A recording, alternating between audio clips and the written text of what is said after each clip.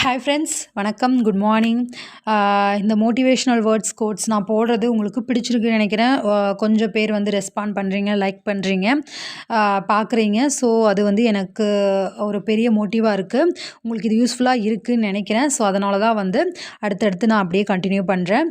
நம்மளுடைய food vlog அப்புறம் சின்ன சின்னதாக தான் நான் போடுறேன். இருந்தாலும் அதோடு சேர்த்து இதுவும் போடுறேன். ஓகே, உங்களுக்கு ஒரு சின்ன ஒரு பரீட்சை அப்படின்னு சொல்லலாம்.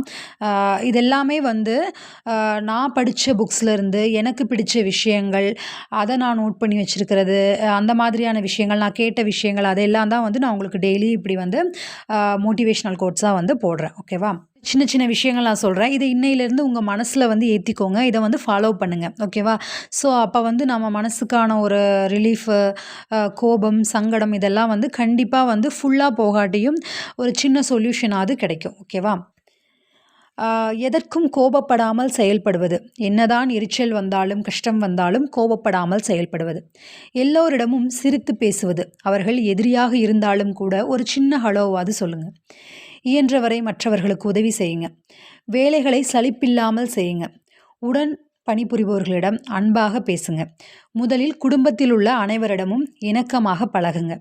புதியதாக சந்திப்பவர்களிடம் ஒரு நிமிடமாவது இனிமையாக பேசுங்க. வாய்ப்பு கிடைக்கும் போதெல்லாம் சிரிங்க. மனதிற்குள் எந்த பாரத்தையும் வைக்காதிருத்தல். சங்கடமான சம்பவங்கள் உங்களுக்கு நடந்தாலும் என்னதான் ஆகுது பார்ப்போமே என்று மனம் கலங்காமல் செயல்படுங்கள். முன்பின் அறியாத ஒருவருக்கு ஏதாவது ஒரு உதவியை செய்யுங்கள். எல்லா நேரமும் மகிழ்ச்சியாக இருப்பது போலவே செயல்படுங்கள். இவற்றை தொடர்ந்து பயிற்சி செய்ய செய்ய உங்களுடைய இயல்பும் அப்படியே மாறிவிடும்.